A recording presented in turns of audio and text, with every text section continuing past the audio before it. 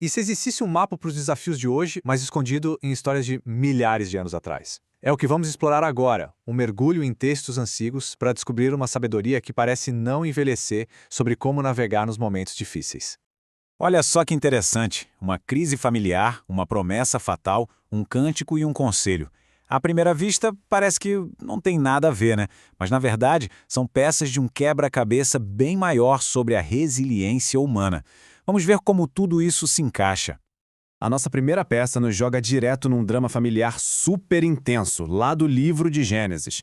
É uma história sobre como o passado pode voltar para assombrar a gente e sobre como, mesmo sob uma pressão enorme, pode surgir uma chance de redenção. Tenta imaginar a cena. Um grupo de irmãos, morrendo de fome, viaja para o Egito atrás de comida. Só que, em vez de ajuda, eles dão de cara com uma acusação pesadíssima vinda do segundo homem mais poderoso do reino. A vida deles, de repente, tá por um fio. E aqui vem a grande virada da história. Aquele governador é José, o irmão que eles traíram e venderam como escravo décadas atrás. Claro que eles não o reconhecem, mas ele sabe exatamente quem são eles. Isso aqui não é uma simples negociação por comida, é um teste moral de um peso gigantesco. O mais fascinante aqui é como o José arma todo esse teste. Não é só uma acusação e pronto. É um processo, sabe? Com vários passos, tudo pensado para ver se os irmãos realmente mudaram. A pergunta no ar era: será que eles sacrificariam outro irmão para se salvar de novo? A promessa de Judá, lá no final, é a resposta que José tanto esperava. Então, o ponto central é este. A provação toda não era sobre vingança, era sobre revelação.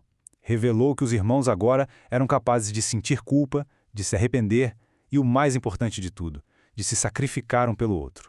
O caráter deles foi testado e, no fim, transformado. E essa ideia de um teste de caráter não para por aí, ela se expande.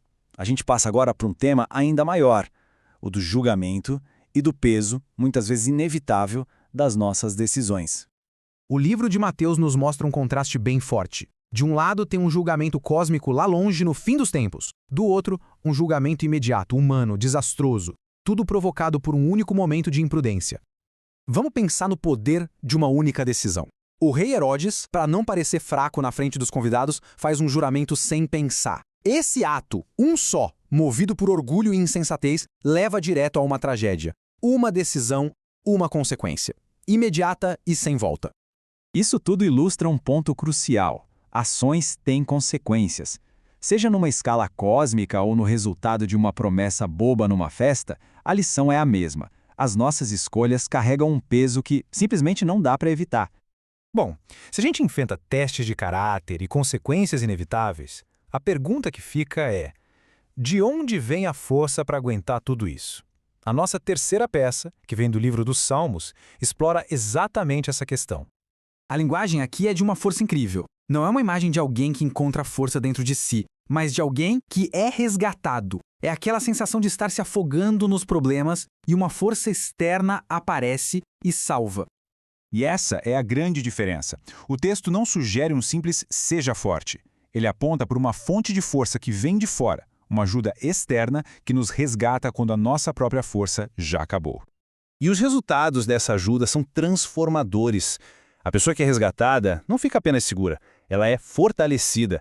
Ela sai de um estado de desamparo para um de capacitação, com estabilidade, com habilidade para lutar e com um caminho claro pela frente. Em resumo, a mensagem aqui é de transformação. Não se trata só de sobreviver à tempestade, mas de sair dela equipado para as próximas batalhas, com uma nova base, uma nova força. Isso nos leva à nossa peça final, e talvez a mais fundamental de todas. Se existem testes, consequências e a necessidade de força, o que nos guia de forma proativa através de tudo isso? O livro de Provérbios tem uma resposta: a sabedoria.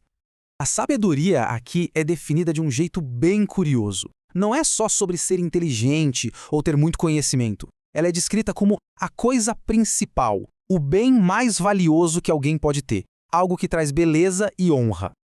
Essa citação deixa bem clara a urgência e o valor imenso da sabedoria. A instrução é direta. Ela deve ser a maior prioridade, acima de qualquer outra coisa. É um investimento com o maior retorno que se pode imaginar.